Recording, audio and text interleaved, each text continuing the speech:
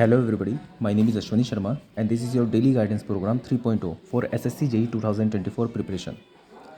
आज टास्क 28 है। चैम्पियंस को आज बीएमसी में ब्रिक्स को कंप्लीट करना है।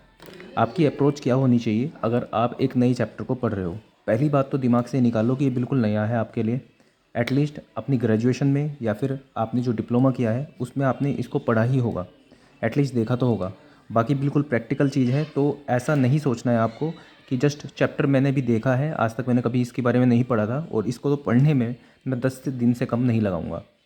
एक ही दिन में कंप्लीट होना चाहिए चैप्टर पूरा। कॉन्सेप्ट्स कुछ होंगे इसके अंदर, बहुत सारी चीज़ें याद करने वाली होंगी। कॉन्सेप्ट्स पे बहुत ज़्यादा ध्यान देना है आपको। कॉन्सेप्ट्स आपको इसी दिन में, आज के दिन में ही समझने हैं, 11 जनवरी को ही।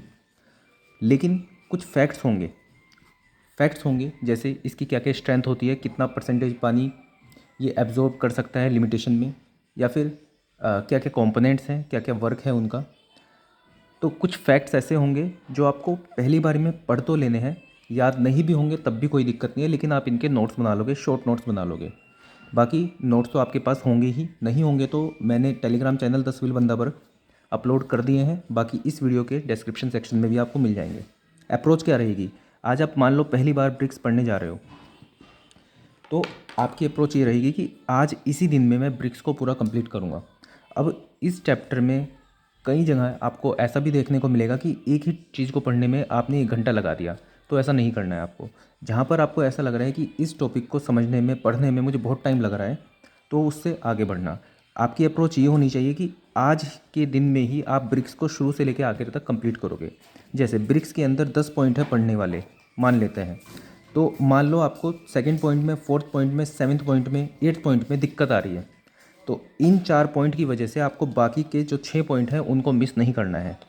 आपको शुरू से लेकर आखिर तक पूरे चैप्टर को देखना है।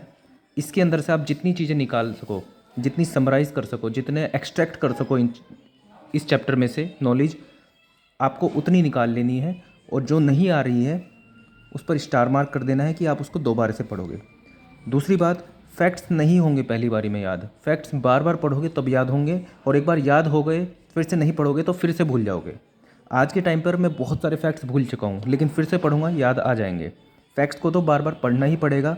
अगर एक एग्ज़ाम आपका हो गया, फिर आपने बहुत टाइम तक छोड़ दी पढ़ाई, तो कॉन्सेप्ट्स फिर भी याद रह जाएंगे, फैक्ट्स नहीं याद रहेंगे। तो ये सोचना, अपने आप को ब्लेम करना, अपने आप को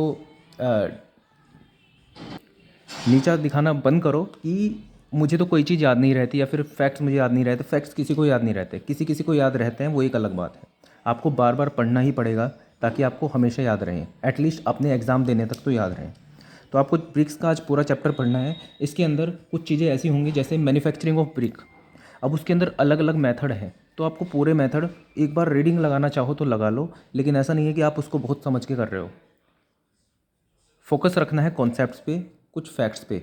बाकी आपको कैसे पता चलेगा कौन सी चीज़ इंपॉर्टेंट है? जैसे मैंने एक एग्जांपल आपको दिया कि method of manufacturing of BRICS, ठीक है, तो उसमें बहुत बड़े आपको प्रोसेस बता रखा है कि कैसे मैन्युफैक्चर होती है, तो कोई ज़रूरत नहीं है पढ़ने की। तरीका कैसे है कि आपको पता कैसे चलेगा क्या इंपॉर्टेंट है? वो पता चलेगा आपको PYQ से।